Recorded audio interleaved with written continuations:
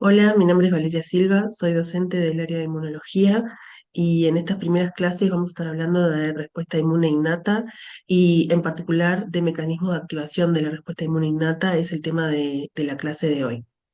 Bueno, allí les queda mi mail por si tienen cualquier duda sobre la clase o también podemos estar respondiendo dudas a través del Moodle de la Facultad de Química y en los talleres. Bien, entonces como inicio de esta clase quería repasar con ustedes, bueno, qué entendemos por sistema inmune y probablemente para ustedes el concepto de inmunidad tenga más que ver con la protección frente a enfermedades infecciosas, que es el concepto más histórico que tenemos sobre la inmunidad. Sin embargo, sabemos que la respuesta inmune no está restringida únicamente a agentes infecciosos, sino que bueno, los mecanismos de defensa de un individuo también responden a situaciones no infecciosas que por sí mismas podrían ocasionar injuria o daño en los tejidos. Por ejemplo, el sistema inmune participa en la reparación del daño a un tejido, ¿sí? O en la eliminación de células anormales en el caso de enfermedades de tipo tumorales.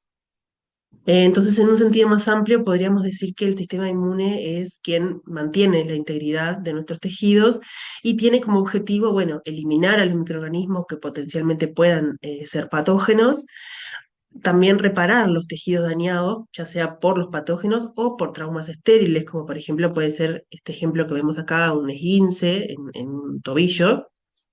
Y bueno, y también remover células muertas y células anormales, como decía hoy, por ejemplo, en el caso de las células tumorales. Entonces, en el sentido amplio, el sistema inmune es el encargado de mantener la integridad de nuestros tejidos y lo logra porque aplica una serie se aplica una serie de mecanismos que permiten que esto ocurra. El primero es limitar la entrada de los patógenos al medio interno y esto se realiza por medio de barreras. Ya sea, por ejemplo, la piel o los epitelios mucosos, son barreras que aíslan nuestro medio interno del medio externo y que tienen componentes tanto físicos como químicos e incluso microbiológicos que ayudan a evitar que estos microorganismos puedan ingresar a nuestro medio interno. Por otro lado, bueno, también tiene que tener la capacidad de reconocer aquellos organismos que son patógenos o moléculas extrañas o incluso señales de daño tisular, y eso lo va a realizar a través del uso de receptores, ¿sí? Tanto presentes en las células como receptores que consideramos solubles, es decir, que no están anclados a las células, sino que están en circulación. Por otro lado, también es muy importante evitar el reconocimiento de componentes propios sanos, es decir, que haya una tolerancia a los componentes propios y que no reaccione nuestro sistema inmune contra nuestros propios componentes. Eh, Eso sabemos que, bueno, es eficiente, pero no siempre funciona del todo bien porque existen también las enfermedades autoinmunes, ¿verdad? Pero el sistema inmune en realidad está diseñado y funciona de forma tal de poder tolerar esos componentes y después, bueno, a lo largo del curso van a haber algunas excepciones donde eso puede no ocurrir. Y bueno, por otro lado, tiene que desarrollar mecanismos que permitan destruir a los patógenos. A esos mecanismos le llamamos en su conjunto mecanismos efectores, ¿sí? Y vamos a ver que va a haber distintos tipos de mecanismos efectores de acuerdo al tipo de patógeno al que estemos expuestos, ¿sí? Y bueno, y otra cosa que es muy importante es que la respuesta tiene que estar limitada para poder mantener la integridad de los tejidos, porque si no puede ser exacerbada y entonces estar dañando a nuestros tejidos propios, la propia respuesta inmune, por lo tanto tiene que estar muy regulada para que no exista daño en los tejidos propios, ¿sí? Entonces, en las clases de hoy y la clase siguiente vamos a hablar del sistema inmune innato, que son las primeras líneas de defensa de nuestro organismo, ¿sí? Y vamos a empezar hablando un poco de las barreras que tenemos para poder limitar el ingreso de los patógenos al medio interno. Como les comentaba hoy, pueden ser físicas, químicas y también microbiológicas. Pero luego que esas barreras son superadas, que en ciertas ocasiones ocurre, vamos a tener componentes del sistema inmune y principalmente del sistema inmune innato que van a poder reconocer inicialmente a ese patógeno que ingresó al medio interno. Dentro de los componentes podemos tener células de la inmunidad innata, ¿sí? Y algunas células van a estar circulando por la sangre, como es el caso de las que están aquí mencionadas, los monocitos, los neutrófilos, los eosinófilos, los basófilos y las células linfoides innatas, dentro de las cuales destacamos a las células natural killer o asesinas naturales. Todas estas células, este conjunto de células circula por la sangre y bueno, y van a llegar a los tejidos cuando sea necesario de acuerdo a las distintas situaciones. Como ven en este dibujo, este conjunto de células que están aquí, los neutrófilos, basófilos y los eosinófilos, eh, son células bueno, que tienen gránulos en su citoplasma y por lo tanto también se denominan granulocitos, ¿sí? Y después vamos a tener un conjunto de células que se encuentran en los tejidos eh, y que son los macrófagos, las células dendríticas y los mastocitos, ¿sí? Por otro lado, también vamos a tener componentes solubles que participan en la respuesta inmune, ¿sí? Algunos que vamos a ver en la clase de hoy son las proteínas del sistema complemento, que vamos a ver cómo funcionan, también los péptidos antimicrobianos, las proteínas de fase aguda y en particular las pentraxinas, ¿sí? Que, bueno, que forman esta estructura oligomérica en forma de pentámero y por eso tienen ese nombre. Bueno, algunas otras enzimas como la lisozima y por supuesto también citoquinas que se secretan en el marco de la inmunidad innata que tienen un papel importante en la función del sistema inmune innato. Entonces, yendo un poco a lo que hablábamos al principio, vamos a hablar ahora de las barreras, ¿sí? Y de cómo estas barreras limitan el ingreso de los patógenos al medio interno. En este ejemplo vemos, en este dibujo vemos, bueno, las barreras epiteliales son las que separan, ¿no? Nuestro organismo el medio interno del medio externo. Está conformado, por ejemplo, por la piel, ¿sí? Como una de las principales barreras, pero también por las mucosas, ¿verdad? Ya sea el tracto bucal, respiratorio, bueno, gastrointestinal, urogenital, ¿verdad? Todo está recubierto por epitelios que en realidad aíslan el medio interno de lo que es el medio externo, ¿verdad? Eso podría considerar una barrera física, ¿sí? Pero bueno, además de esa barrera física, existen también, como les decía, barreras químicas, ¿verdad? Por ejemplo, la piel, hay ciertos ácidos grasos que van a ayudar a proteger la piel, ¿verdad? Hay en las secreciones, bueno, como por ejemplo en las lágrimas, en la saliva, algunas enzimas que son directamente microbicidas, que tienen función microbicida. Bueno, también se pueden producir a nivel el sistema respiratorio, ¿verdad? Como se ve aquí. Este, y también a nivel del sistema de las mucosas gastrointestinales, también tenemos una serie de componentes, no solamente los epitelios, digamos, que nos protegen, sino una serie de componentes activos que también nos van a proteger. Por ejemplo, como les decía, en la saliva, ¿verdad? Hay presencia de algunas enzimas, en el estómago, bueno, el propio bajo pH del estómago, así como las enzimas digestivas, van a favorecer que allí no se establezcan, no se establezcan patógenos. Y luego en el intestino, tanto delgado como grueso, también vamos a tener secreción de componentes activos, como por ejemplo los péptidos antimicrobianos, que van a permitir o impedir, digamos, que haya un crecimiento, un sobrecrecimiento y que puedan ingresar organismos patógenos al medio interno. Y por supuesto que tanto en la piel como en todas las otras barreras también existe la microbiota, ¿verdad? La microbiota normal, ¿sí? Que también en parte ayuda a limitar el crecimiento de los patógenos, porque bueno, por un lado por competencia del propio medio y de los nutrientes, y por otro lado porque también puede tener algunas funciones de limitar el crecimiento de otros patógenos, y bueno, y de esa manera competir con esos patógenos para eliminarlo, ¿verdad?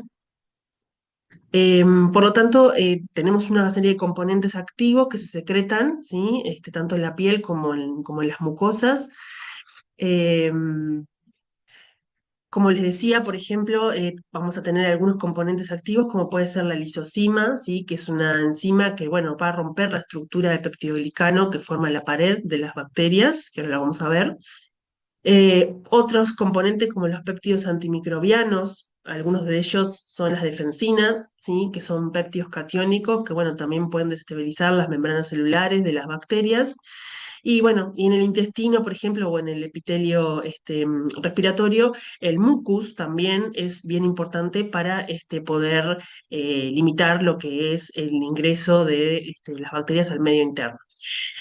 Por otro lado, por ejemplo, acá en el intestino, se observa, y ustedes van a tener una clase de inmunidad de mucosas donde lo van a ver más en detalle, pero se observa que, bueno, las células epiteliales son capaces de reconocer componentes de patógenos, pero una vez que están de este lado, en el medio interno, y no estos que están aquí, porque si no podrían reaccionar contra la propia microbiota, ¿verdad? Es decir, que hay también una asimetría en estas células que permite detectar componentes que estén de este lado y no de este lado, y bueno, y lo van a ver más en detalle en la clase de inmunidad de mucosas. La microbiota es fundamental para que también, por ejemplo, se pueda desarrollar el intestino y todo el sistema inmune asociado a las mucosas en los recién nacidos, o sea, la colonización de la microbiota es fundamental para ese proceso de maduración del sistema inmune asociado a las mucosas.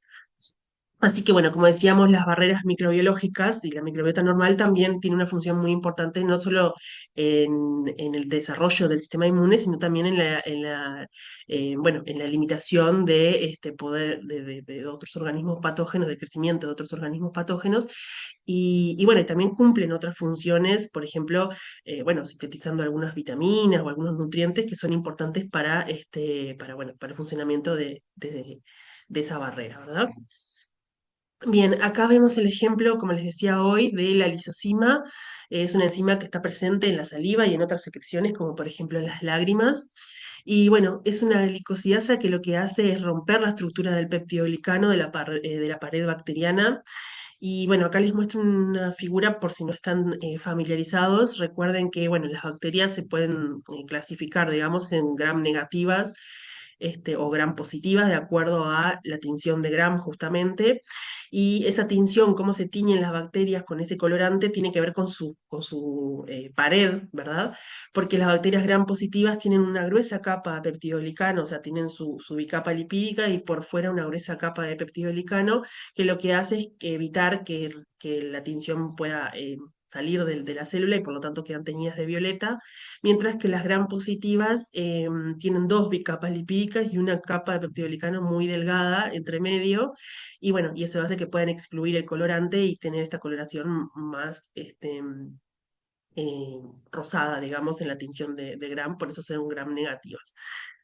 Bueno, entonces la lisozima lo que hace es actuar sobre el peptidoglicano, ¿sí? O sea, rompe la estructura y por lo tanto altera la pared de la bacteria y termina destabilizando la pared y ocasionando la muerte de la bacteria. Y bueno, y hay otras enzimas, como pueden ver, en realidad el peptidoglicano está mucho más expuesto en las bacterias gram positivas que en las gram negativas, por lo tanto la lisozima es muy efectiva contra bacterias gram positivas, pero en el caso de las bacterias gram negativas puede haber otras enzimas como la lactoferrina, que bueno, que puede unirse al LPS, son los lipopolisacáridos que forman parte de las paredes, son característicos de las paredes de las bacterias gram negativas. Y bueno, y también puede estabilizar esta bicapa y alterar la permeabilidad y permitir que, bueno, que la lisozima pueda acceder al peptidoglicano que está aquí. Así que si bien es más eficiente para gram positivas, también podría llegar a funcionar para gram negativas en conjunto con otras enzimas que permitan desestabilizar esta bicapa, esta parte de la pared de las bacterias gram negativas. Y bueno, otros componentes, como veíamos, antimicrobianos que están presentes en las secreciones, son los que se llaman péptidos antimicrobianos. Justamente su nombre lo dice, ¿no? Son péptidos, y tienen función antimicrobiana. Y bueno, dentro de esos péptidos antimicrobianos, los más caracterizados podrían ser, o de los más conocidos, son las defensinas, que son péptidos catiónicos de más o menos 100 aminoácidos, que son sintetizados, secretados por una gran variedad de células epiteliales, como les decía, que actúan como barreras de protección, ¿verdad? este, mm, Se pueden producir de forma constitutiva y también en determinadas circunstancias se aumenta su síntesis. Y acá vemos un ejemplo claro de dónde se producen en el intestino. En las criptas intestinales hay un conjunto de células que se llaman células de Paneth, que son las encargadas de secretar estos péptidos antimicrobianos hacia la luz intestinal. ¿Cómo funcionan estos péptidos antimicrobianos? Bueno, las defensinas lo que hacen es insertarse en la bicapa lipídica de la pared de la bacteria, ¿sí? Y hacer pequeños poros introducir, o sea, hacer pequeños poros que lo que hacen es producir que ingrese agua a la bacteria y que por lo tanto la bacteria muera por lisis osmótica, ¿sí? Eh, una pregunta que nos podríamos hacer es, bueno, estos péptidos antimicrobianos, ¿cómo puede ser que produzcan poros en las bicapas lipídicas de las bacterias y no produzcan poros en las bicapas lipídicas de nuestras propias células? Porque nuestras propias células también tienen bicapas lipídicas, ¿verdad? Y eso se explica porque la composición de fosfolípidos que tienen las bicapas lipídicas nuestras con respecto a las de las bacterias es diferente y por lo tanto las defensinas tienen mayor, interaccionan mejor con las bicapas lipídicas de los patógenos, en este caso de las bacterias, que con las nuestras. Por lo tanto, van a inducir poros en las bacterias, pero no en nuestras propias células, que si no, bueno, podría alisar nuestras propias células y terminar siendo peligroso, ¿verdad? Entonces, de esa manera es que pueden, como de alguna manera, discriminar lo que son células bacterianas de las células. Entonces, produciendo estos pequeños poros, terminan lisando a las bacterias y eso, en definitiva, contribuye a eliminar a las bacterias. Por eso que tiene esa función de péptido antimicrobiano, ¿sí?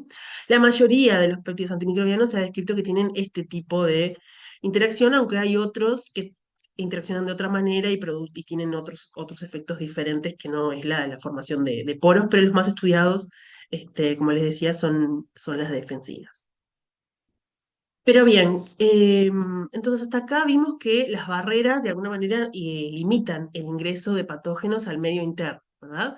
Pero sabemos que eso no es 100% eficiente y que hay algunos microorganismos que desarrollaron estrategias para justamente poder superar esas barreras e ingresar al medio interno, ¿sí? Aquellos más patógenos evolucionaron para poder ingresar a nuestro medio interno.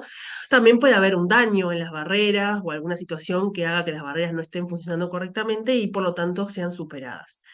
¿Qué sucede una vez que pasa esto? Bueno, en este ejemplo vemos un corte de la piel, ¿sí? Donde tenemos la epidermis y la dermis, y acá tenemos un capilar sanguíneo que está, bueno, bañando allí el tejido, ¿verdad? Para el acceso para la llegada de sangre y de nutrientes a ese tejido. Y lo que se muestra en la imagen es que en los tejidos, como en este caso en la piel, pero en otros tejidos también, hay células del sistema inmune innato que se residen en los tejidos, ¿sí? Son células residentes de los tejidos. Estas células residentes actúan como células centinelas, ¿sí? Como muestra la imagen, un centinela es la persona que está vigilando, ¿verdad? ¿Qué es lo que pasa alrededor, ¿verdad? Entonces, estas células residentes son los macrófagos, los mastocitos y las células dendríticas, ¿sí? Estas células entonces van a actuar justamente vigilando qué es lo que está pasando en todo este tejido, ¿sí? Y van a poder reconocer ciertas señales de peligro, ¿verdad? Asociadas tanto a los patógenos como al propio daño tisular y de esa manera responder y generar cambios en el tejido, lo que provoca que, bueno, células que venían circulando por la sangre puedan llegar al tejido, ¿sí? Y también algunas moléculas solubles, ¿verdad? Puedan acceder al tejido y llegar como refuerzo, si se quiere, como se muestra en esta imagen. Entonces, estas células residentes y las células que llegan desde la sangre hacia el tejido, en definitiva, en conjunto con las moléculas solubles, van a llevar a cabo, bueno, distintos mecanismos, distintas funciones que permiten combatir a ese patógeno que puede haber entrado al tejido y también van a tener un rol importante después en la reparación del tejido. Y en la vuelta a la homeostasis, ¿no? Porque el sistema inmune siempre trata como de eso, de volver a la homeostasis al sistema dañado, ¿verdad? Entonces, una pregunta que nos podríamos hacer es, bueno, ¿cómo estas células residentes reconocen señales de peligro? ¿Sí? ¿Qué tipo de señales de peligro reconocen? ¿Cómo se dan cuenta de que en ese tejido está sucediendo algo y que tienen que comenzar a suceder determinados cambios que permitan, por ejemplo, la llegada de células de la sangre hacia el tejido? Em, entonces, las señales de peligro, ¿sí? Se reconocen a través de, como veíamos hoy, de receptores, ¿tá? O sea, el sistema inmune funciona a través de receptores y hay receptores que son capaces de reconocer estas señales de peligro. Pero tenemos que tener en cuenta que los patógenos, ¿sí? A los que estamos expuestos, pueden tener diferente localización. Por ejemplo, pueden tener una localización extracelular, ¿sí? Como muchas bacterias, levaduras o parásitos que viven fuera de nuestras células y que van a estar en el ambiente externo, digamos. Pero también hay patógenos que sabemos que pueden ser intracelulares, ¿verdad? El caso más característico es el de los virus, que son patógenos intracelulares obligados que infectan a nuestras células, pero también hay bacterias intracelulares que infectan a nuestras células. Entonces, como hay distintos tipos de patógenos, ¿verdad? También los mecanismos de reconocimiento de esos patógenos tienen que ser diferentes, ¿sí? Entonces, como decíamos hoy, el reconocimiento se va a dar a través de estos receptores de reconocimiento de patrones, ¿sí? Y estos receptores de reconocimiento de patrones se encuentran en distintas ubicaciones para poder detectar distintos grupos de patógenos, ¿verdad? Por ejemplo, vamos a tener, como decíamos, patógenos en el exterior de la célula, ¿sí? Y allí vamos a tener receptores que son solubles, que ni siquiera están anclados a ninguna célula y que en el medio externo pueden reconocer a estos patógenos que están en el exterior de la célula. Pero vamos a tener otro conjunto de receptores que están en nuestras células, pero que están en la membrana, ¿verdad? Y que su porción de reconocimiento está ubicada hacia el exterior, y entonces también pueden reconocer patógenos en el exterior de la célula. Pero también necesariamente vamos a tener que tener otros receptores que estén en el interior celular. Por ejemplo, en vesículas, ¿sí? Porque hay patógenos que van a ingresar a través de vesículas a las células. Y también en el propio citosol, porque hay patógenos que van a ingresar al citosol, como decíamos en el caso de los virus o de bacterias intracelulares. Por lo tanto, nuestro sistema inmune está armado con una serie de receptores que están ubicados en distintos lugares y que van a ejercer distintas funciones para poder reconocer a esos patógenos, ¿sí? Entonces, bueno, como decíamos, tenemos receptores celulares, receptores extracelulares, receptores citosólicos y receptores endosomales, ¿sí? ¿Qué reconocen estos receptores de reconocimiento de patrones o PRRs? Bueno, van a reconocer justamente algunas señales de peligro, como decíamos. ¿Y qué son esas señales de peligro? Bueno, una de ellas son los patrones moleculares asociados a patógenos, que también llamamos por sus siglas PAMPs. ¿Tá? ¿Qué son esos PAMPs? Bueno, son componentes de los patógenos que son vitales, ¿sí? Que son muy conservados, es decir, que están conservados en distintos grupos de patógenos, ¿tá? Y que, bueno, son vitales para esos patógenos, por lo tanto los patógenos no los pueden cambiar fácilmente y por eso el sistema inmune evolucionó para reconocer ese tipo de componentes, ¿verdad? ¿Qué entendemos como PAMS entonces? Bueno, por ejemplo, algunos componentes expuestos en los patógenos, ya sean lípidos, glúcidos o algunas proteínas, pero que recuerden que tienen que estar conservados entre distintos grupos de patógenos.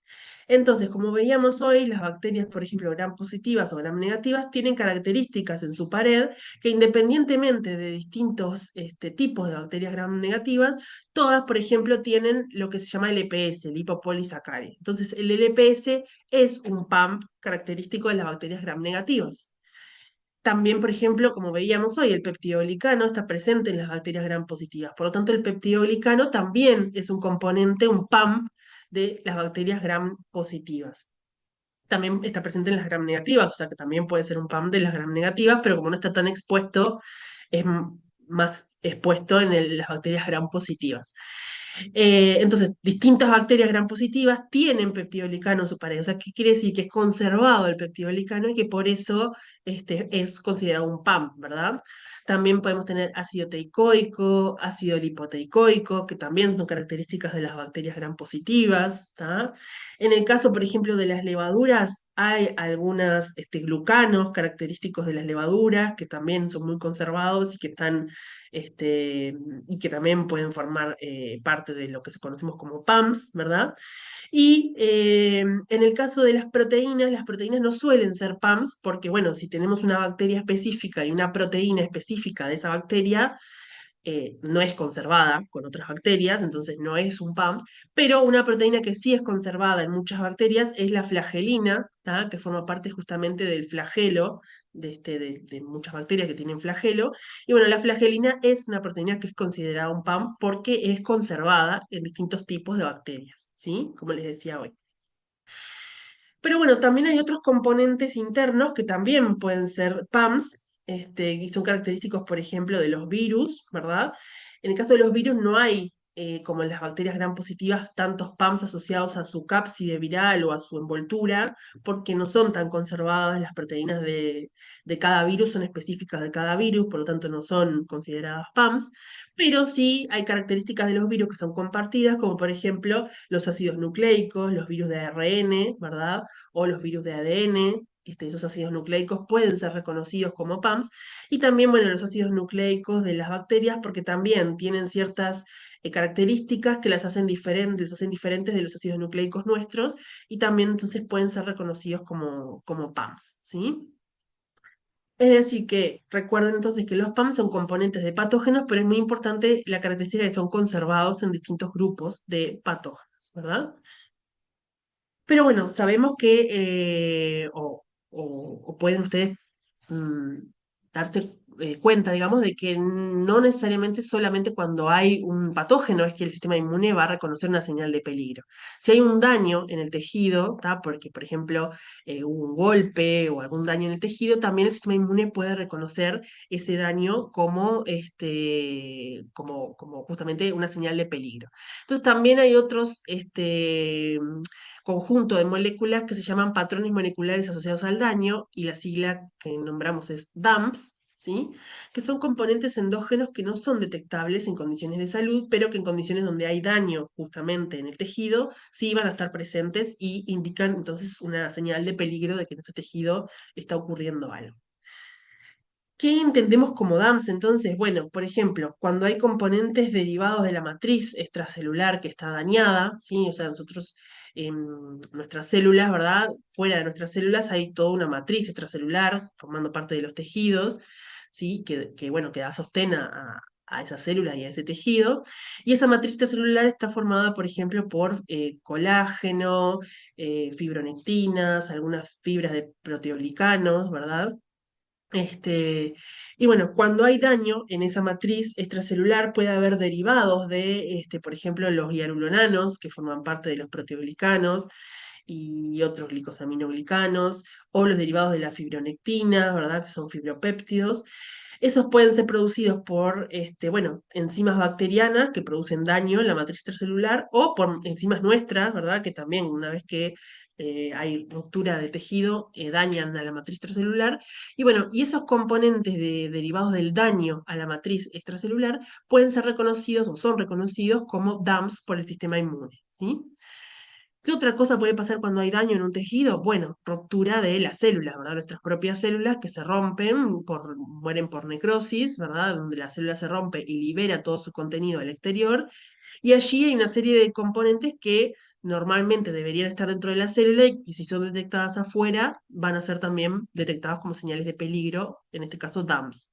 Por ejemplo, bueno, algunos componentes citosólicos como proteínas de shock térmico, cristales de ácido úrico, componentes del retículo, componentes del propio núcleo, ¿sí? El ADN, el ARN o las proteínas de la cromatina como las histonas, componentes mitocondriales también, por ejemplo, el ADN mitocondrial, que también comparte características de que no es metilado, como si es el ADN del núcleo, con esta característica la comparte con el ADN de las bacterias, entonces también puede ser reconocido como un DAM. Bueno, formilpéptidos, cardiolipinas, citocromo C, que también es liberado, el propio ATP, ¿verdad? Que también puede ser liberado, entonces todo esto puede formar parte de lo que conocemos como DAMs, ¿sí? Entonces, en definitiva, lo que acabamos de ver es que el sistema inmune innato en particular, está armado, digamos, o tiene un conjunto de receptores, que en conjunto le llamamos receptores de reconocimiento de patrones, que reconocen PAMs y DAMs, y que, bueno, están ubicados en distintas localizaciones. Algunos están en las células, en la membrana celular, en los endosomas o en el citosol, y otros están solubles, no están anclados a las células, pero también participan en el reconocimiento de estos patógenos. Entonces, ahora, en lo que queda de la clase, lo que nos vamos a centrar es en este tipo de receptores, en los receptores, por un lado, solubles primero, y luego en los receptores celulares, ¿tá? Y vamos a ver cómo son esos receptores y qué función ejercen en el sistema inmune, como para que ustedes tengan un poco más claro cómo se dispara la activación del sistema inmune innato, ¿sí? Entonces, en esta parte de la clase vamos a hablar un poco de los receptores solubles y en la segunda parte de los receptores de las células. ¿Qué entendemos como receptores solubles entonces? Bueno, son moléculas solubles, o sea, solubles nos referimos a que están en las secreciones, ¿verdad? Están en la circulación, no están ancladas a las células, sino que están en forma soluble justamente. Y bueno, pueden reconocer estos PAMs o estos DAMs que hablábamos en el plasma o en el fluido intersticial, ¿sí? En general, la concentración en sangre de estos tipos de receptores puede aumentar durante la infección, ¿sí? Ya que muchos de ellos se producen en el hígado en respuesta a justamente citoquinas proinflamatorias, ¿sí? Y bueno, ¿qué función tienen estos receptores solubles? Bueno, estos receptores solubles pueden tener diversas funciones, ¿sí? Una de ellas es actuar como moléculas que se llaman opsoninas, ¿tá? Esa palabra opsonina deriva del griego opson, que significa condimento, como está puesto aquí, ¿sí? Y entonces se llama de esa manera porque de alguna manera condimenta a los patógenos y los hace más apetecibles para ser fagocitados por células fagocíticas, ¿sí? Por lo tanto, esas moléculas solubles, es como que de alguna manera marcan a esos patógenos para que las células fagocíticas los puedan reconocer más fácilmente y fagocitar, ¿sí? Más adelante vamos a ver más en detalle cómo es ese proceso de fagocitosis, pero no sé si les pueda sonar de otros cursos, pero la fagocitosis básicamente está dada por las células fagocíticas que em, digamos, introducen a la bacteria dentro de su interior y dentro del interior de la célula fagocítica la degradan, ¿sí? Ese es el proceso que se conoce como fagocitosis. Entonces, algunos de estos receptores funcionan como psoninas favoreciendo esa fagocitosis porque condimentan a las bacterias, es decir, hace que sean más fácilmente reconocidas por las células fagocíticas, ¿está? Entonces, acá vemos un esquemita donde vemos que en presencia de citoquinas inflamatorias que llegan por sangre al hígado, el hígado aumenta la expresión de algunos de estos receptores solubles y algunos de ellos son las ficolinas y las colectinas y otras son las pentraxinas, ¿tá? Las menciono porque vamos a hablar un poquito de estos receptores solubles en esta parte de la clase. Y como veíamos, tanto las ficolinas y colectinas que se muestran en esta parte del esquema, como las pentraxinas que se muestran en esta parte, se unen a las bacterias, ¿sí? Las bacterias están acá mostradas en rojo, estos receptores solubles se unen a ellas y como las células tienen receptores a su vez que reconocen estas opsoninas, ¿sí? Son receptores fagocíticos que entonces van a hacer que la célula fagocítica ingrese, ¿sí? Esta bacteria a su interior y bueno, y en el interior de la célula la degrade, ¿tá? Ese es el proceso de fagocitosis. Entonces vamos a hablar un poquito de los distintos receptores solubles como las ficolinas y las colectinas, ¿sí? Las ficolinas y colectinas, bueno, son receptores multiméricos, ¿sí? Acá vemos un único, un monómero, ¿verdad? Donde vemos que tienen varios dominios, ¿sí? La molécula, la proteína, tiene un dominio lectina, ¿tá? Como dice su nombre, es una lectina, por lo tanto va a reconocer a un motivo de carbohidrato, ¿sí? Que bueno, puede ser manosa, por ejemplo, ¿sí? N-acetilglucosamina, fucosa, dependiendo de cuál sea este dominio. Después tiene un dominio asociado a la trimerización, un dominio colágeno asociado a la formación de multímeros y dominios ricos en cisteína. Por lo tanto, esta subunidad va a tender a formar un trímero, ¿sí? Porque, bueno, este dominio está asociado a la trimerización, entonces favorece la formación de este trímero, ¿sí? Y luego se favorece la formación de otros multímeros formados por varios de estos trímeros, como se muestra acá, ¿verdad? Entonces, acá se muestra, por ejemplo, una proteína que se llama lectina de unión amanosa, ¿sí? Y la MBL es la sigla en inglés, Mannose Binding Lectin. Y bueno, ¿qué beneficio le da esto de formar este multímero? Bueno, justamente acá la constante de unión de esta dominio lectina a la manosa, por ejemplo, es de 10 a la menos 3 molar, la constante de disociación, y acá aumenta muchísimo esa constante porque, claro, al aumentar el número de dominios de lectina que podemos tener, va a unirse con mucho más fuerza a su molécula. Y como esta lectina unión a manosa, por ejemplo, reconoce manosa, y la manosa suele ser un glúcido repetido sobre la pared de las bacterias, eh, va a estar repetido seguramente, y por lo tanto la MBL va a unirse con mucha más fuerza al formar este multímero, ¿sí? Eso pasa con muchos receptores del sistema inmune, particularmente el innato, que tienen esta forma de multímeros que permite que se una con mucha más fuerza a la superficie de las bacterias, ¿sí? Con con algunas otras moléculas también sucede, pero bueno, en particular con las del sistema inmune innato es bastante característico en algunos casos. Entonces, bueno, como les decía, estos carbohidratos están muy presentes en las bacterias, o sea, son considerados PAMs, ¿verdad? Y por lo tanto, bueno, estas proteínas van a unirse a esos PAMs en las bacterias y una de las funciones que tienen, como veíamos, es la de opsonizar, es decir, esta bacteria que ahora va a tener unida a la MBL va a ser fagocitada más fácilmente porque esa MBL actúa como opsonina, ¿sí? Otros receptores solubles son, como vimos, las pentraxinas, ¿sí? Y dentro de las pentraxinas tenemos a la proteína C reactiva o también a la proteína amiloide P del suero. Esas son las denominadas pentraxinas cortas y hay otras que se llaman pentraxinas largas, ¿sí? Em, en general, como les veíamos hoy también, van a ser producidas en el hígado como respuesta a las citoquinas proinflamatorias y bueno, son volcadas a la sangre, ¿sí? Aunque también puede haber alguna síntesis local, sobre todo en este caso de las pentraxinas largas, ¿tá? Em, Vamos a mencionar un poco más sobre el caso de la proteína C reactiva, porque es bastante característica. Es una proteína que aumenta mucho su concentración en respuesta a citoquinas proinflamatorias en el hígado, y de hecho es una de las proteínas que se mide en sangre para ver si estamos teniendo una respuesta inflamatoria. Quizás alguna vez la hayan medido en análisis bioquímico. Y bueno, y tiene ese nombre porque justamente une al polisacárido C de neumococo, entonces por eso se llamó así, proteína C reactiva, ¿sí? Pero bueno, además de unir al polisacárido C de los neumococos, se ha visto que une fosfolípidos y otros componentes capsulares de bacterias, de hongos y de parásitos, ¿sí? Por lo tanto, bueno, como veíamos también, tiene esa función de opsonina, es decir, favorecer la fagocitosis de los patógenos por justamente unirse a ellos y favorecer la unión a ciertos receptores de tipo fagocíticos.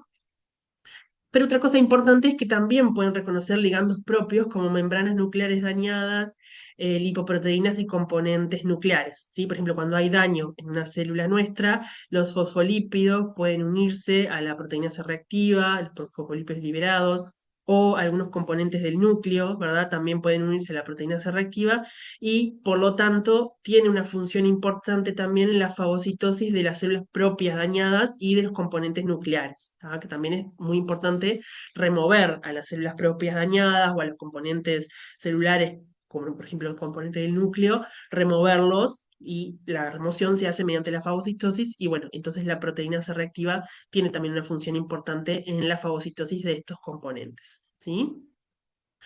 Entonces, la primera cosa que tienen que recordar sobre los receptores solubles es que actúan como opsoninas y facilitan la fagocitosis, ¿sí? Eso es una de las cosas importantes que tienen como función, ¿verdad? Pero además de esa función, tienen otra función que es bien importante, que la vamos a explicar un poco ahora a lo largo de estos minutos, que es la de desencadenar la activación de un sistema de defensas que tenemos en nuestro organismo, que es muy importante, que se llama sistema complemento, ¿sí? Entonces, acá vemos un patógeno, ¿verdad? Que tiene los glúcidos en su membrana, que están simbolizados acá con esta forma de hexágonos, y a la proteína MBL, ¿sí? Que como veíamos está formada por trímeros que se unen y que unen a estos glúcidos, ¿sí? Y si lo ven en esta imagen, esta proteína MBL tiene asociadas otras proteínas que se llaman MAS, ¿sí?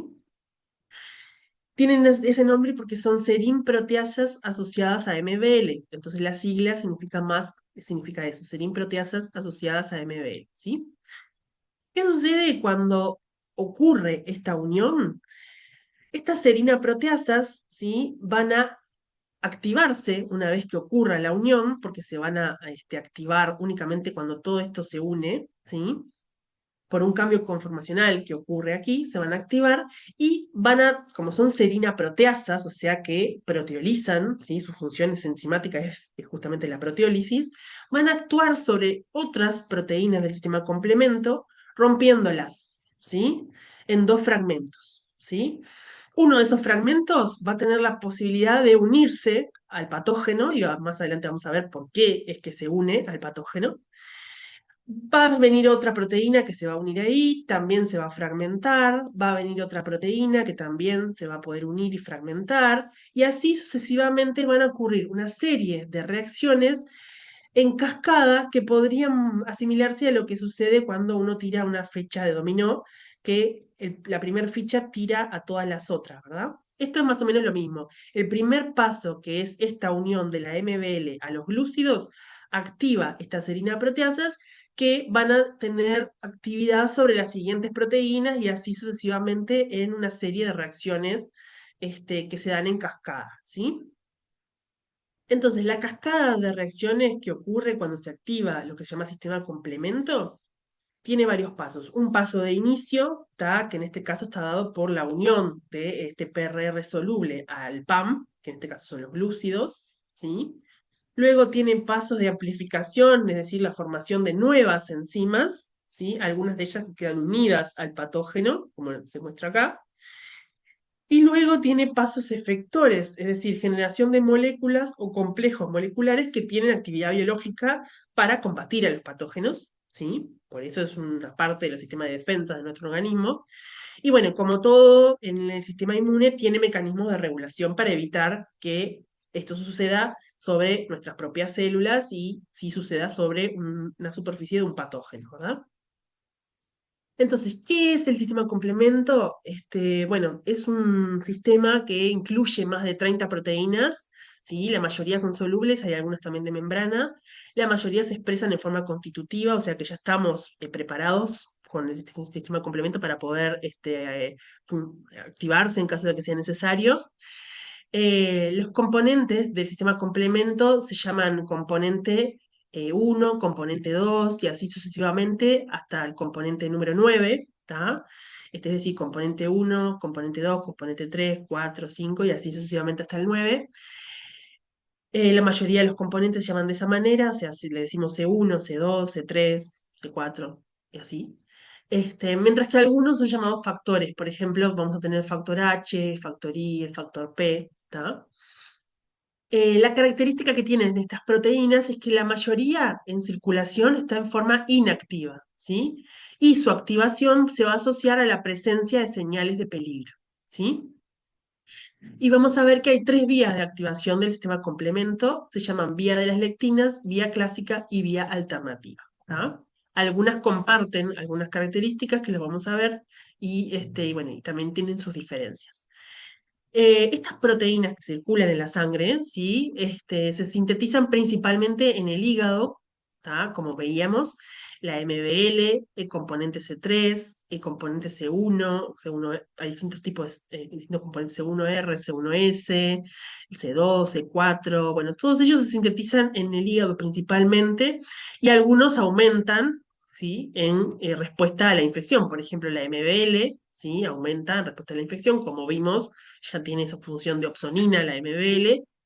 Y también otro componente como el C3 también aumenta en respuesta a la infección.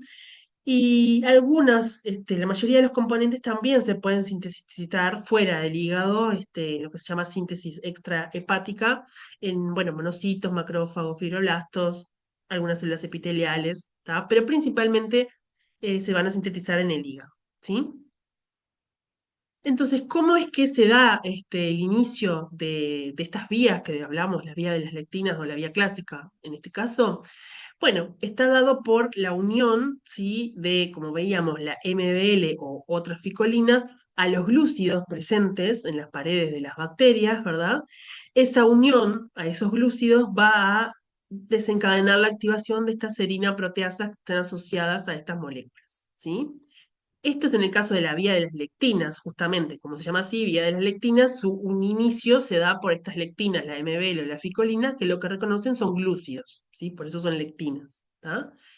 La vía clásica es parecida, tiene esta otra molécula que se llama C1 y en particular esta amarilla que se llama C1Q, que como ven también forma multímeros y tiene múltiples sitios de unión a sus ligandos, ¿tá? De nuevo, eso aumenta la fuerza de la unión a sus ligandos.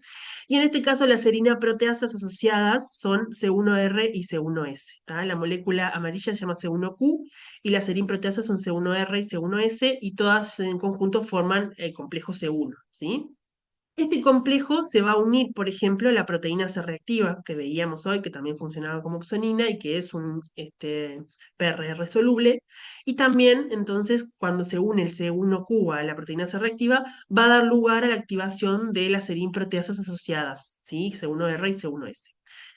Y otra manera en que funciona la vía clásica, que lo van a ver más adelante, que también es en respuesta a anticuerpos, ¿sí? Es decir, cuando se forman ya anticuerpos, cuando está más avanzada la respuesta inmune y ya se forma se activa la inmunidad adaptativa y se forman los anticuerpos, el C1Q también puede unirse a los anticuerpos, en este caso se muestra la unión a un tipo de anticuerpo que se llama IgM, ¿sí?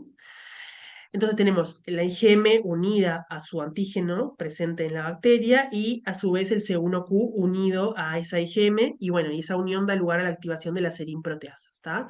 Pero esta parte, digamos, ocurre únicamente cuando ya hay respuesta adaptativa, este, salvo en el caso de que, bueno, haya IgMs que son parte de lo que se conoce como anticuerpos naturales, ¿sí? Pero bueno, se va a potenciar cuando hay anticuerpos específicos contra los antígenos de los patógenos. Pero bueno, en ambos casos lo importante que tengan presente es esto de que cuando se une la MBL o el C1Q a sus ligandos, estas serinproteasas asociadas, ¿sí? C1R y C1S o las MASP en este caso, van a sufrir un cambio, o sea, toda esta molécula va a sufrir un cambio conformacional que va a hacer que estas serinproteasas que inicialmente estaban inactivas estén activas. Como ven acá, están como plegadas, ¿no? En el interior de la molécula y cuando estas cabecitas globulares se unen a sus ligandos, estas moléculas se despliegan y por lo tanto tienen actividad proteolítica, ¿sí?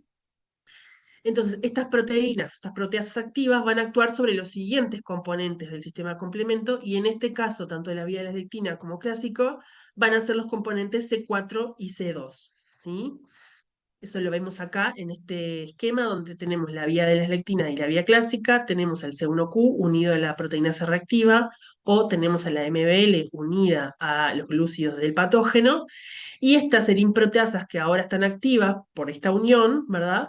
Van a cortar a este componente C4 en dos porciones, una que es más pequeña, ¿sí? Que se llama C4A y otra que es más grande que se llama C4B, ¿sí? Acá ven que sucede lo mismo. ¿Qué pasa después? Bueno, actúa sobre otro componente que es el C2, también lo corta en C2A y en C2B, ¿sí? Y este C2B se va a unir a este C4B y esto queda todo unido de forma covalente a la superficie del patógeno, ¿sí? Que es la superficie que desencadenó la activación. Esta enzima nueva se llama C4B, C2B, es lo que conocemos como convertasa de C3 de estas vías, de la vía de la lectina o la vía clásica. ¿Qué significa que es una convertasa de C3? Que bueno, va a tener actividad enzimática sobre el siguiente componente que es el C3, ¿sí? Y lo va a cortar también en C3b y C3a, ¿sí? C3a el fragmento más pequeño y C3b el fragmento más grande. Y C3b también tiene esta característica de que se une covalentemente al patógeno, como lo tenía C4b, ¿sí?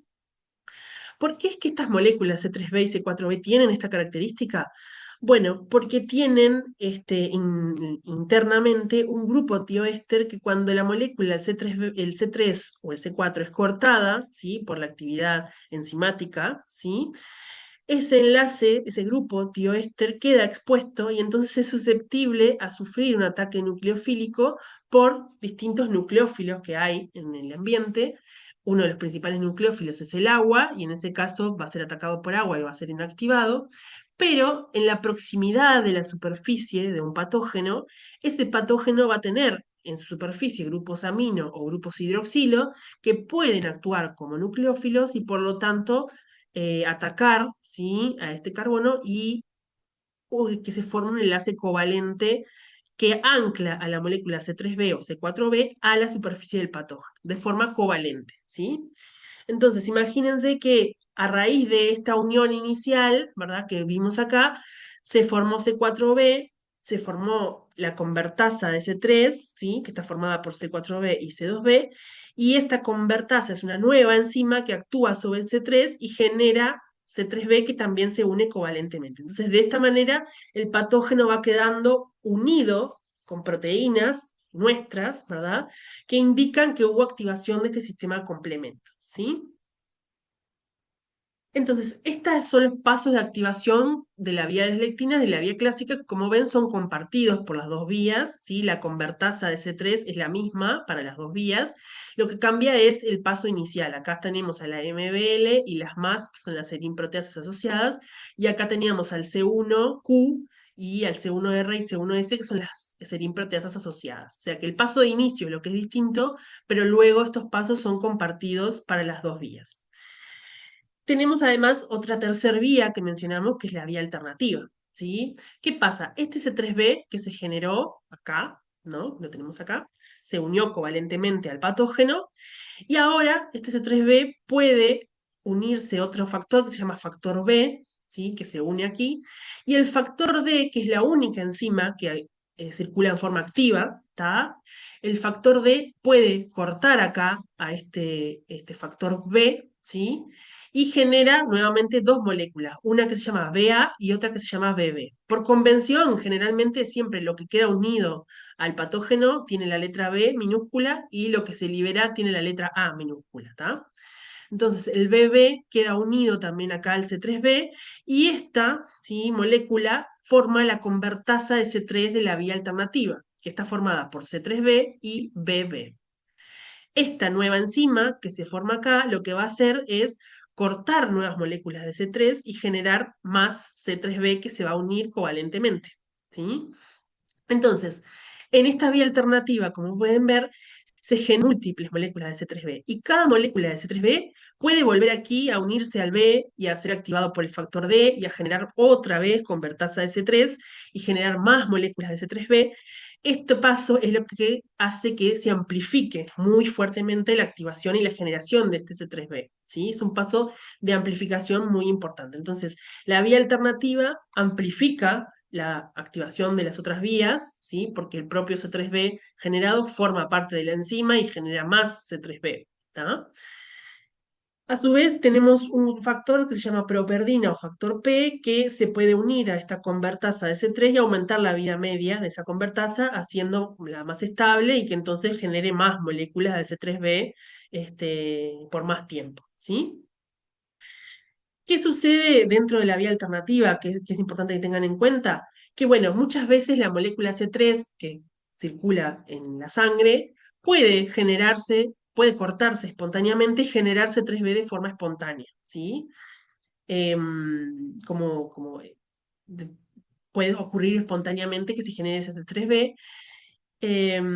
Entonces, bueno, si ese C3b se genera, por ejemplo, en circulación, supónganse, o en un tejido, ¿verdad? En el fluido intersticial de algún tejido, nuestras células que están ahí alrededor tienen muchísimos nucleófilos, ¿verdad? Porque tienen grupos hidroxilos y grupos aminos, y bueno, y podrían atacar a ese C3b generado de forma espontánea y por lo tanto que ese C3b se una a nuestras células y se dé todo este paso de amplificación sobre nuestras propias células, ¿sí? Entonces ese C3b podría depositarse en nuestras propias células y dar inicio a la vía alternativa, lo cual generaría consecuencias que no son buenas para nuestras células, ¿verdad? Entonces, una cosa muy importante es que tengan presente que todo el sistema de complemento está muy regulado su activación, pero la vía alternativa, sobre todo, vamos a ver parte de esa regulación, que está dada por este factor que se llama factor H. ¿Tá? Es un factor regulador de la vía alternativa y es muy importante, y bueno, y muchas veces se pregunta en los exámenes, así que tengan en cuenta cómo funciona. El factor H lo que hace es unirse al C3b y desplazar a B, ¿tá? Y por lo tanto inhibir la formación de la convertasa de C3b. ¿Qué sucede con el factor H? En realidad, el C3b tiene más afinidad por B que por H. Pero sobre nuestras propias células, este factor H está como concentrado o acumulado porque el factor H se une a los glicosamínglicanos que están formando parte de nuestras células, ¿sí? Están en el exterior de nuestras células. Entonces el factor H como que se concentra sobre la superficie de nuestras células y como hay más concentración de H, entonces H puede entonces desplazar a B y inhibir que se forme la convertasa S3 de la vía alternativa, ¿sí?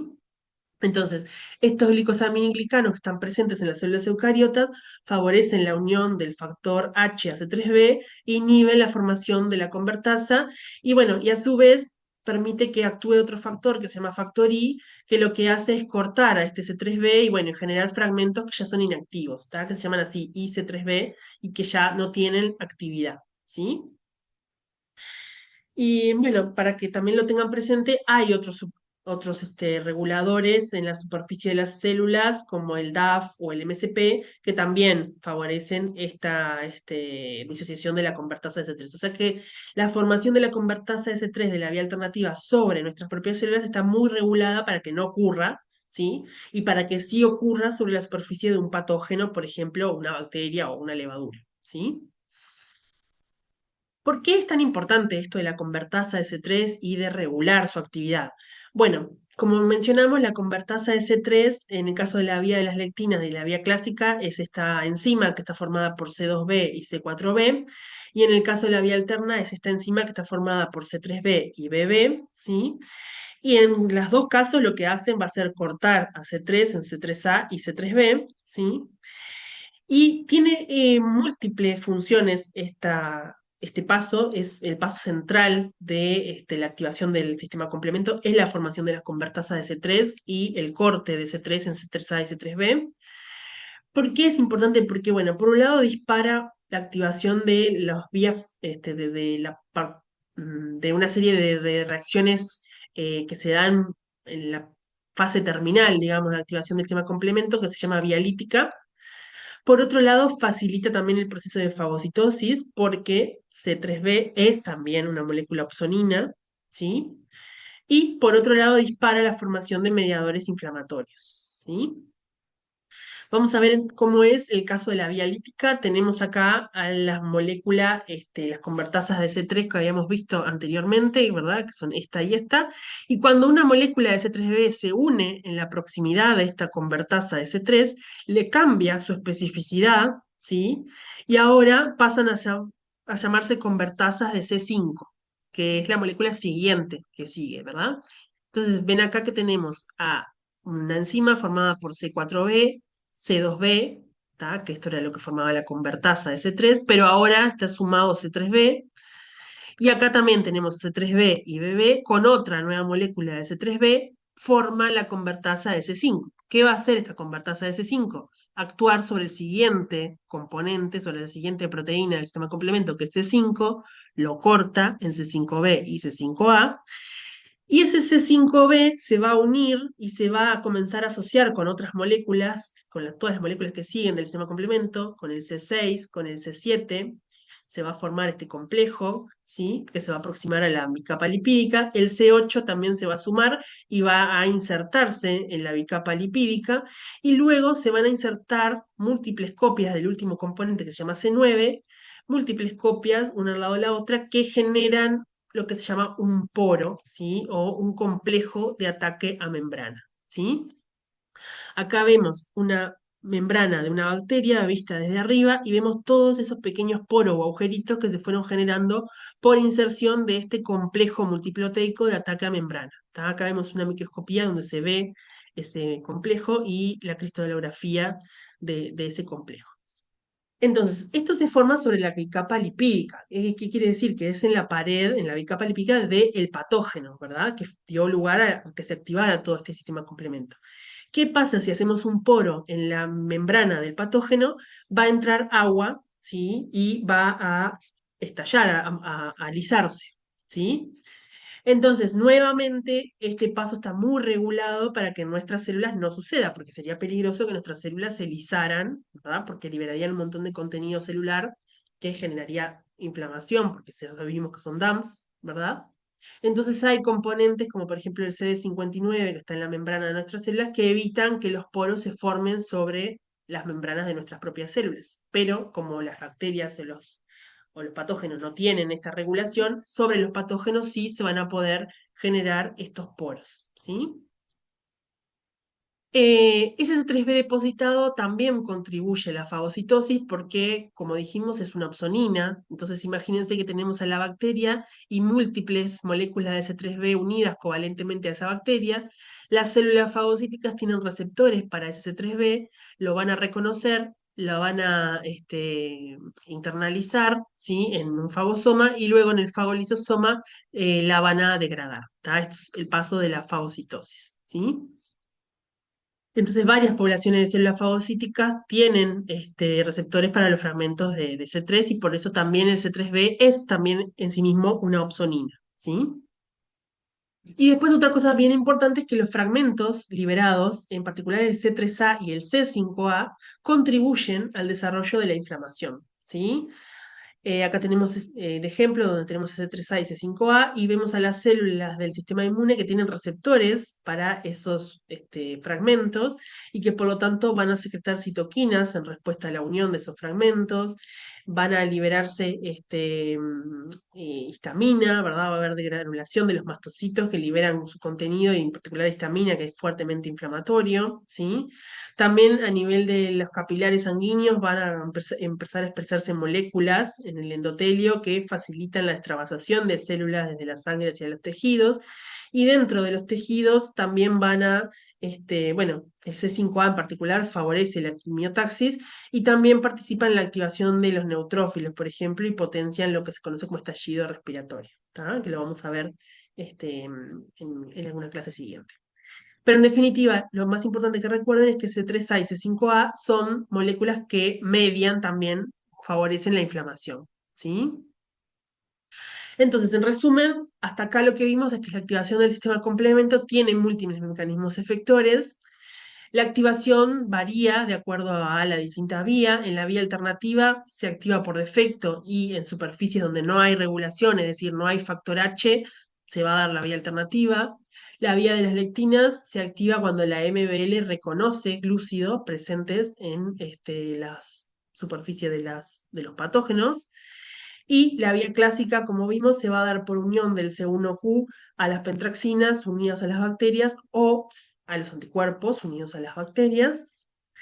Y bueno, en definitiva, las tres funciones principales que tienen que acordarse del sistema complemento es la de opsonización y fagocitosis, ¿tá? Que está dada, por ejemplo, por el C3b, ¿sí? Que es una opsonina y que entonces favorece la fagocitosis. La inflamación y la quimiotaxis, que está dada por el C3a y el C5a, ¿sí? Donde favorece la inflamación, ¿sí? Y esta función de, ay, perdón, esta función de lisis del patógeno que se da por la inserción del complejo de ataque a membrana sobre la superficie de las bacterias y por lo tanto la lisis de las mismas, ¿sí? Bien, entonces, hasta acá mencionamos, bueno, cuál era la función de los receptores solubles, ¿tá? Que eran estos que estamos mencionando acá.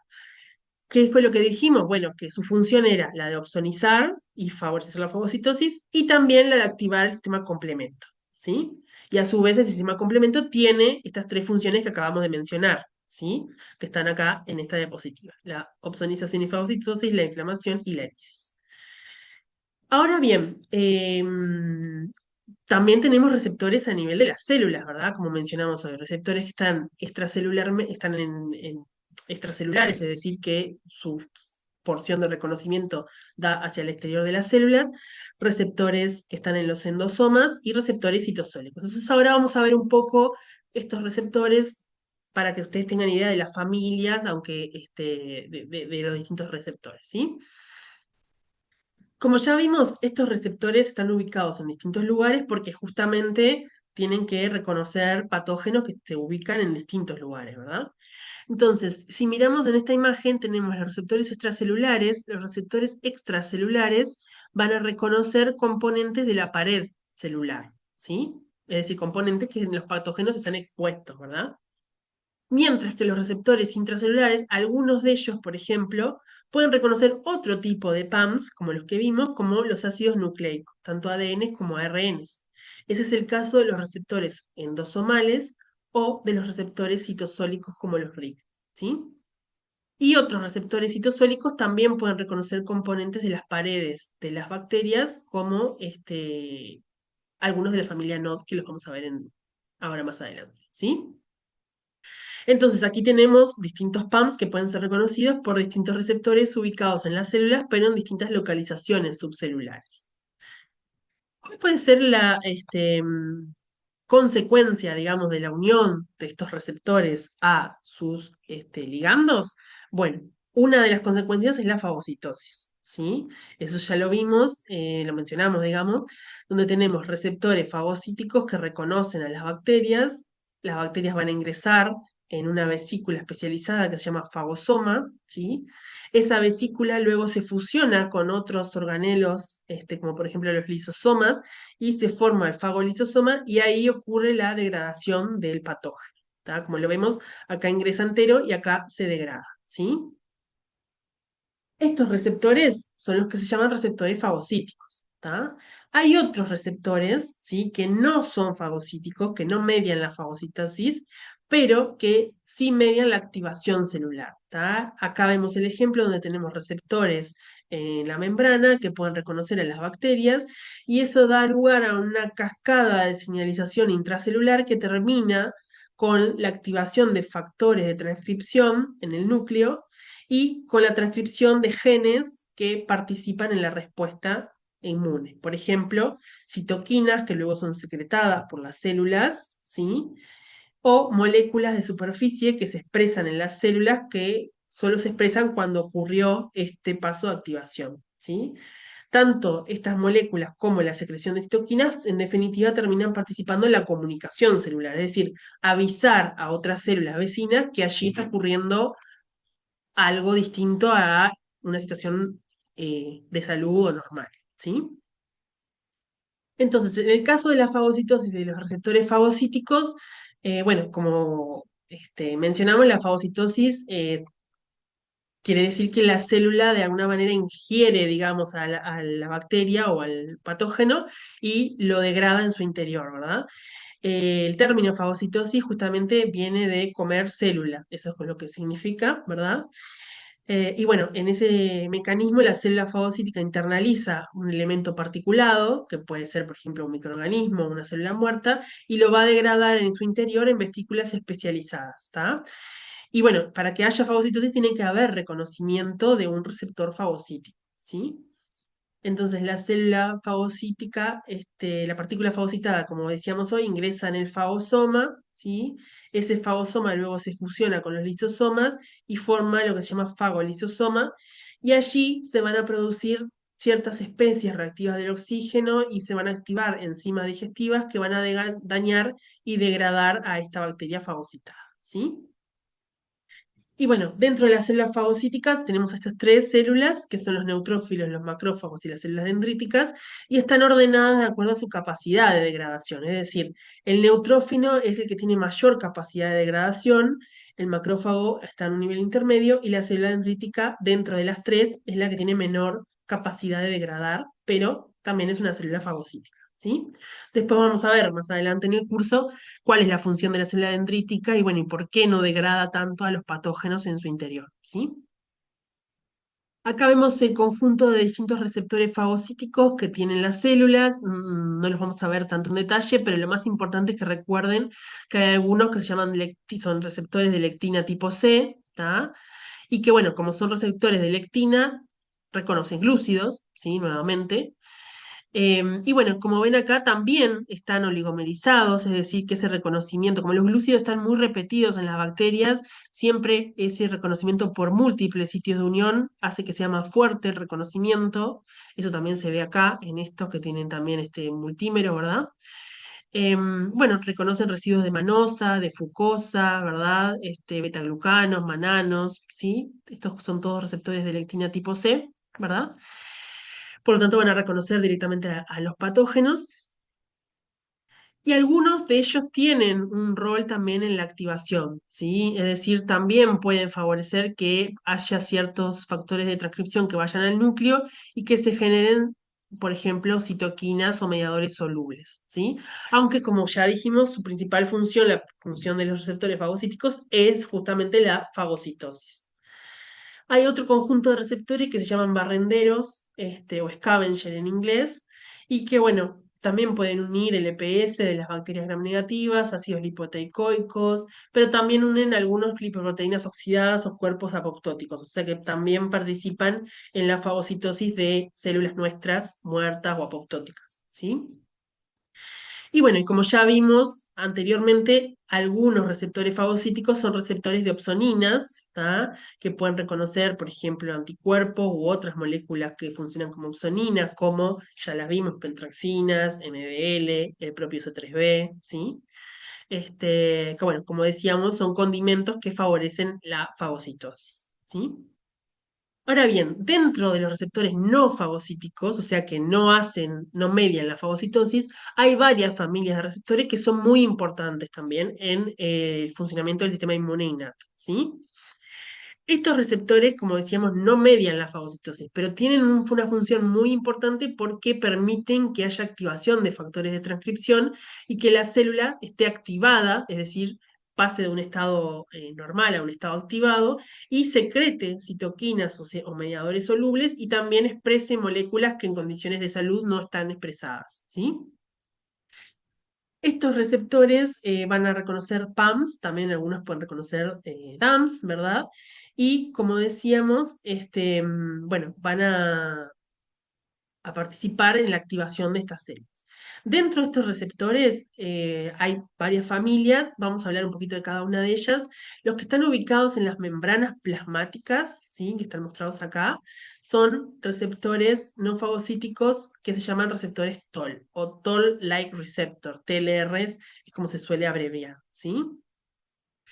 Estos receptores son receptores de membrana, no son fagocíticos, ¿sí? Como decíamos, se llaman Toll-like receptors, y acá se muestra cómo es su estructura, digamos, son receptores de membrana porque tienen un dominio transmembrana, ¿verdad? Y después tienen un dominio extracelular, que es un dominio de unión al ligando, ¿sí? Que es rico en repetidos de leucina, y que bueno, que es el dominio que varía entre distintos tipos de TLR y por lo tanto le permite reconocer distintos PAMs, ¿tá? Este dominio es lo que varía. Y después tienen un dominio activador que está orientado hacia el citoplasma, ¿sí? Que es un dominio globular, que bueno, que es común a varios TLRs, ¿sí? Que unen proteínas citosólicas y participan, bueno, en las vías de señalización que terminan con esos factores de transcripción que van al núcleo, ¿tá? Acá vemos la familia de TLRs, tienen varios miembros, algunos no están tan estudiados, pero los más estudiados son estos. Y bueno, como tuvimos, todos forman dímeros, algunos son homodímeros y otros son heterodímeros, como se muestra acá, ¿tá? Y como vimos, distintos tipos de TLR reconocen distintos componentes. Por ejemplo, el TLR5 reconoce la proteína flagelina, que vimos que era el PAMP, que estaba presente en el flagelo de la bacteria con flagelo.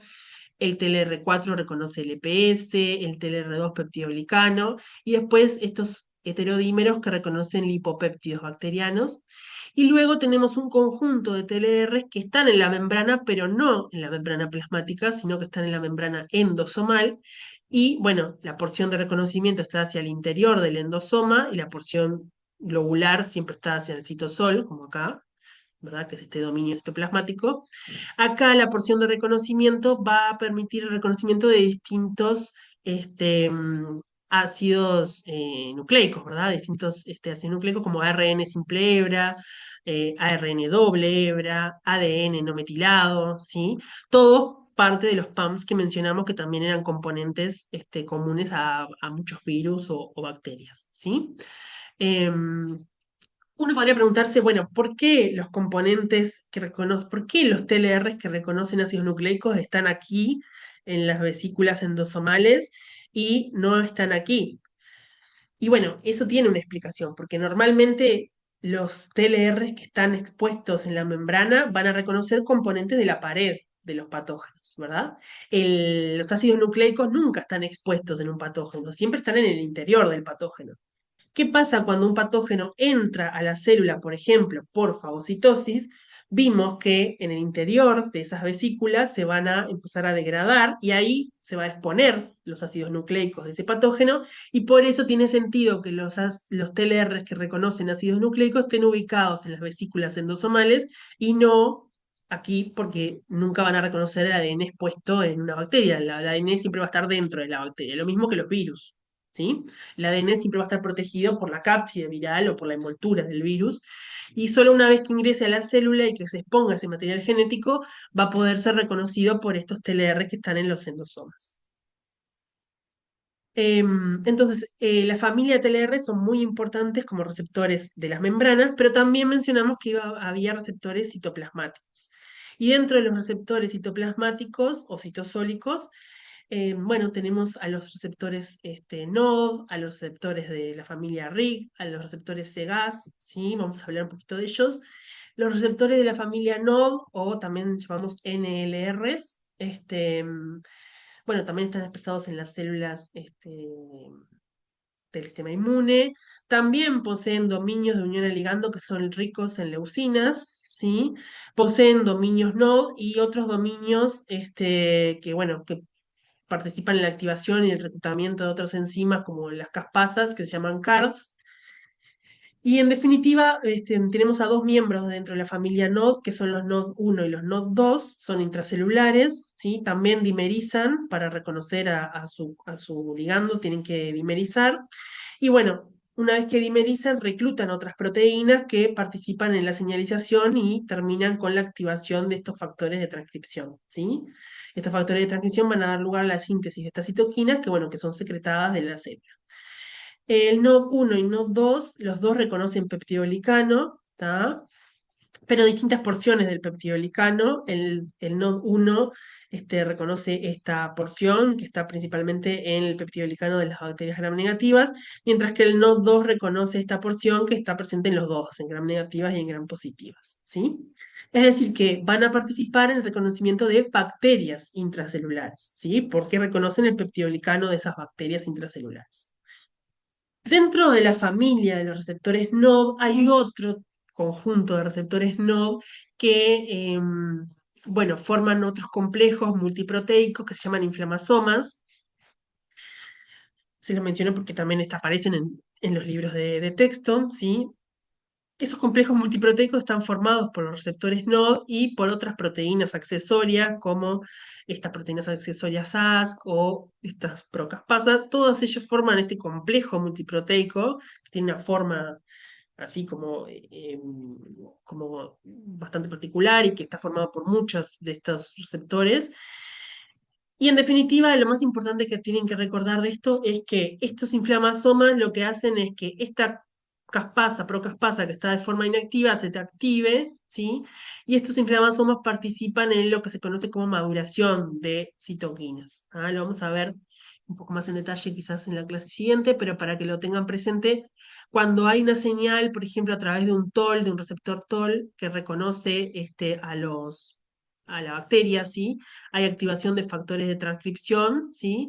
Algunas citoquinas directamente se transcriben y se secretan por esta vía, pero hay otro conjunto de citoquinas que se transcriben como forma de procitoquina y necesitan esta caspasa activa que la corte, como ven, corta hasta el fragmento, la porción roja, y genera citoquinas maduras que luego son secretadas. Esto se llama maduración de las citoquinas. No todas las citoquinas requieren este proceso de maduración, algunas sí lo hacen, y bueno, por lo tanto la formación de este inflamasoma es bien importante para que algunas citoquinas puedan ser secretadas, tienen como esa doble regulación, digamos. Por un lado se secretan se sintetizan como procitoquinas y requieren este otro paso que está dado por las caspasas, y esta caspasa solo se activa cuando se forma todo este complejo que se llama inflamasoma, ¿sí?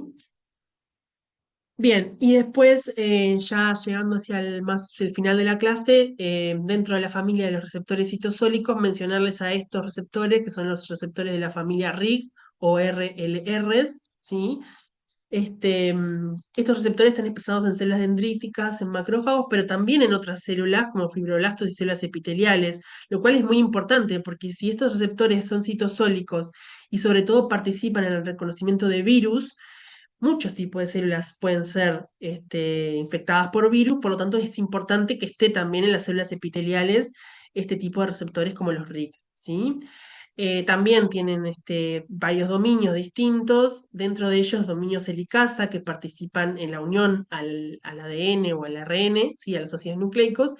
Y bueno, dentro de la célula están en forma inactiva y una vez que reconocen a su ligando, por ejemplo, en este ejemplo al ARN simple hebra viral, se activan y también da lugar a que se activen distintos factores de transcripción que van al núcleo y que se secreten distintas moléculas que son importantes, en este caso citoquinas y también algunas moléculas antivirales, ¿sí?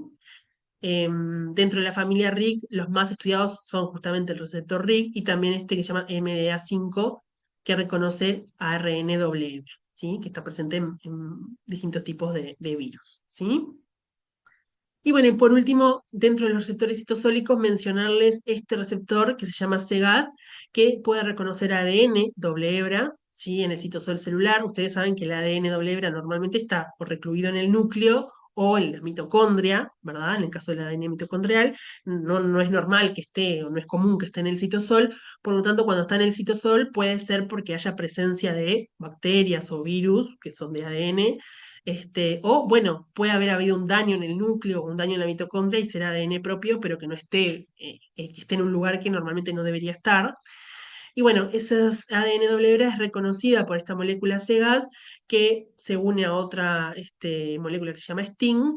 Y bueno, en conjunto, en definitiva, termina activando estos factores de transcripción, ¿sí? Que da lugar a la síntesis de algunas moléculas que son importantes en la función antiviral, que las vamos a ver en la clase siguiente, que son estos interferones de tipo 1, ¿sí?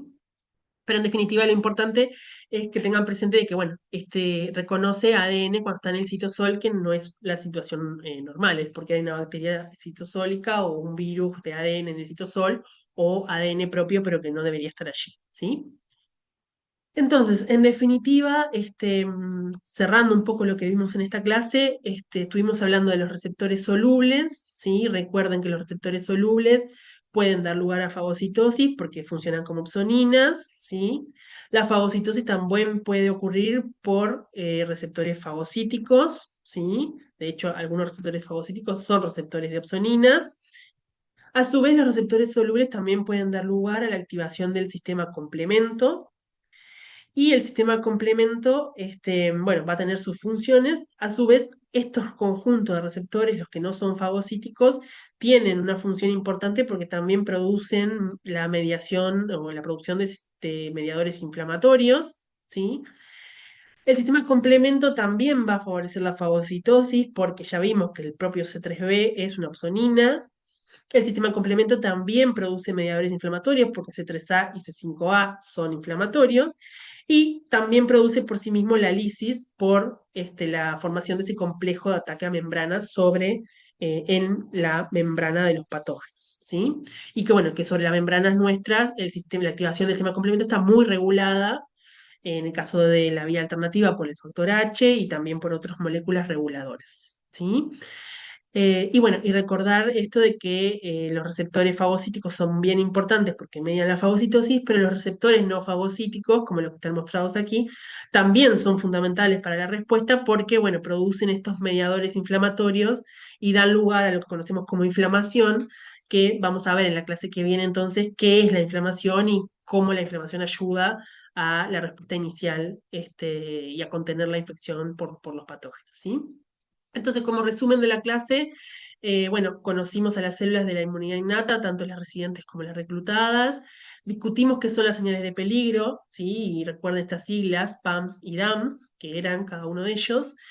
Y bueno, y nos familiarizamos con los distintos receptores de la inmunidad innata, tanto los celulares como los solubles, y también discutimos cómo se activa el sistema complemento y vimos algunas de sus funciones que bueno, lo vamos a seguir viendo igual en la clase siguiente, así que eh, allí vamos a seguir aclarando algunas dudas que pueden haber surgido, ¿sí? Así que bueno, hasta aquí la clase de hoy. La clase que viene también es del sistema inmune innato y vamos a hablar más de los mecanismos efectores que lleva a cabo el sistema inmune innato para combatir a los distintos patógenos. Así que, bueno, nos vemos en la clase siguiente.